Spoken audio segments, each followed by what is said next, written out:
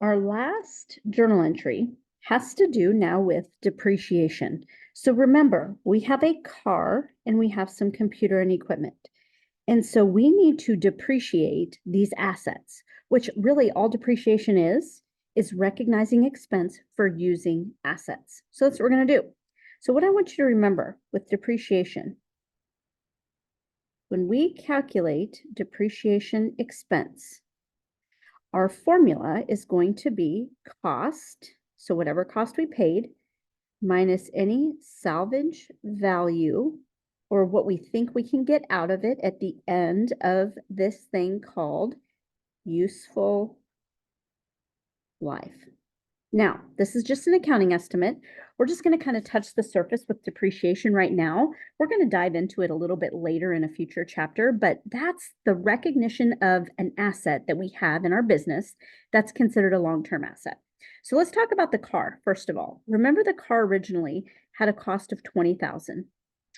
Now, we estimate that it's going to have a salvage value, or what we might be able to get for it, of $32.90.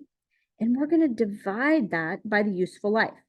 Now, we're talking terms in months. We could also record depreciation over years, okay? The right thing to do in accrual basis accounting under GAAP is to record it every single month. So we're going to divide that over 48 months to come up with a depreciation expense per month, because in June, we need to recognize 1 month of expense. So if I take 20,000 minus this salvage value of $39.20, I get $16,080. And if I divide that by 48 months, I am going to recognize $335 of expense per month.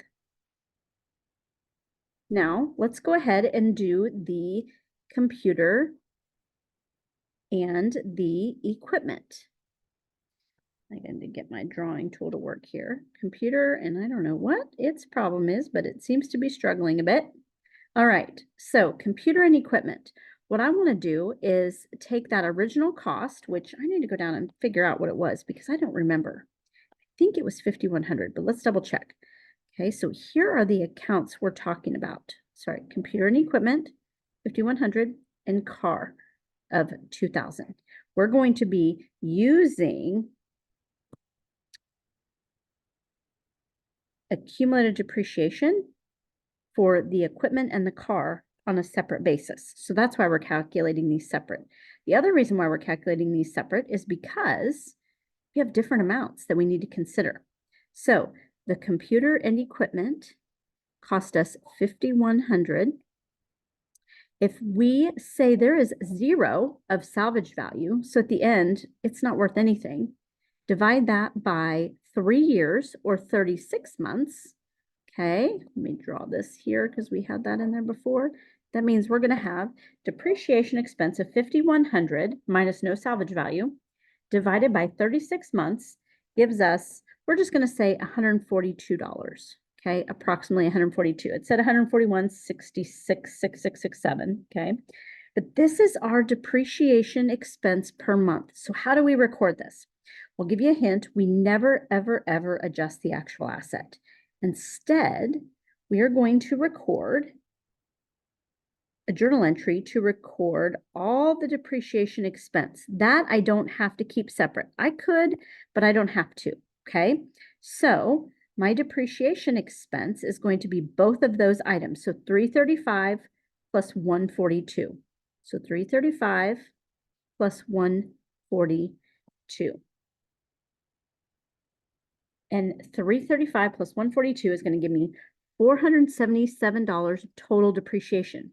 Now I need to book it or record it against my asset. And I'm going to abbreviate. I'm going to use accumulated depreciation car and accumulated depreciation computer and equipment. Now these are contra assets. So they are increased by credits. So what this does is actually reduces the value, what's called net book value, of our car and our computer and equipment. So the car was $335 and the computer and equipment was $142.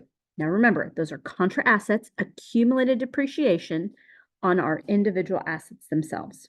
So now I come down here, and for my depreciation expense, I had none before, so I'm accruing. We'll book that in just a minute.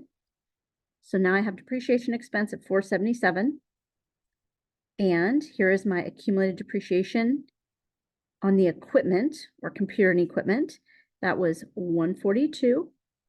So now I have a contra asset of $142 against my computer and equipment, and against my car, I have $335. And that's how I record it. Now let's go back up. What is depreciation?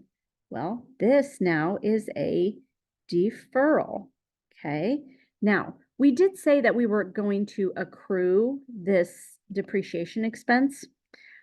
I probably should not have used that terminology. This is really a deferral. We are, in a sense, accruing it. We're putting it into the books, but it is a deferral entry. Why is it a deferral adjusting journal entry?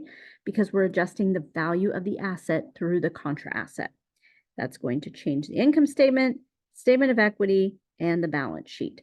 So now that we've learned a little bit more about accruals and deferrals and adjusting entries, you guys have learned a lot about interest and depreciation. So really make sure you take some time to look back and feel comfortable with those. Now, what we're going to go ahead and do in this final step before we move on to the financial statements is I want to walk you through what the adjusted trial balance looks like, okay? And before we go any further, let's just go ahead and make sure that our debits equal our credits, okay? On the adjusting journal entries, okay?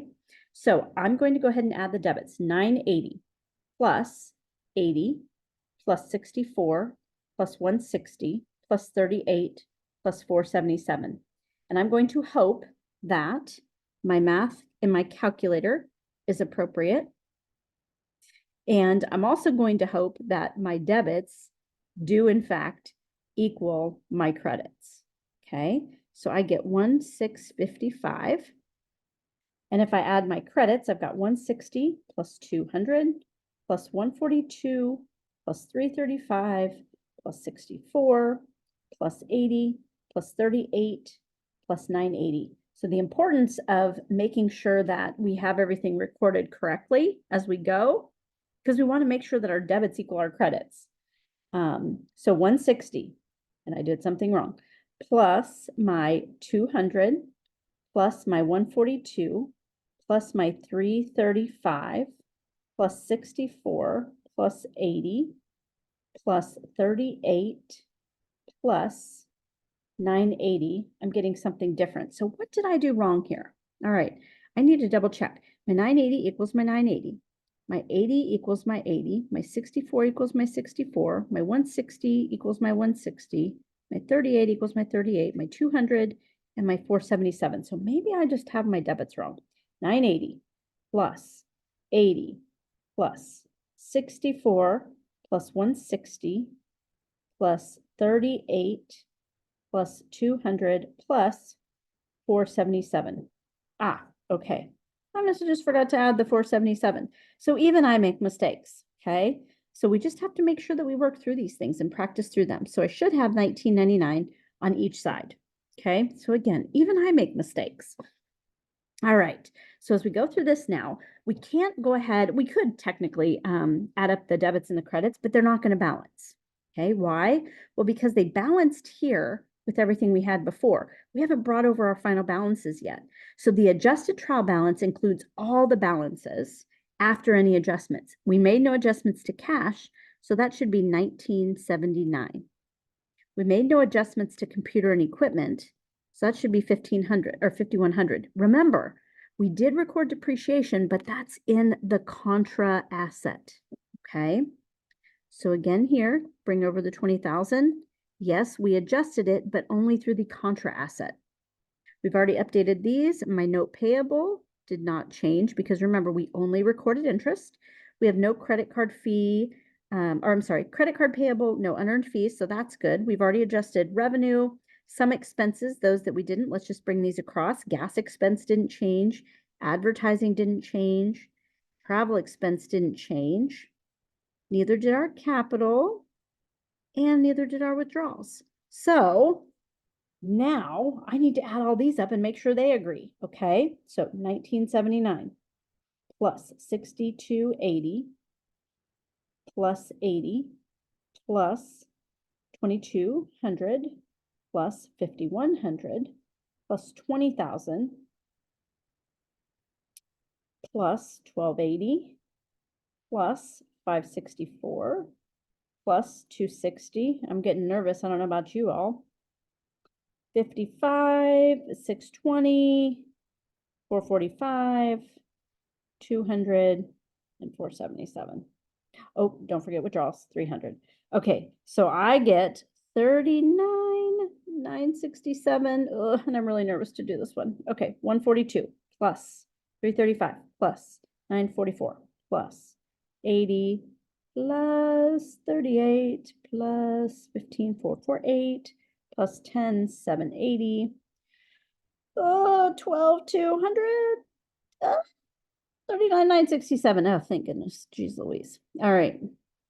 I hate making mistakes in front of you guys, but it happens. We're human. All right. So nobody better be worried about making mistakes anyways in my class. So, all right. Now we've created the adjusted trial balance. And that's adjusting entries, and that's journal entries. And now we've been through another part of the accounting cycle. So we start with analyzing, we move on to recording, we move on to posting, and then we adjust. Create this adjusted trial balance, and now we're going to make our financial statements, and that's going to be for our last video.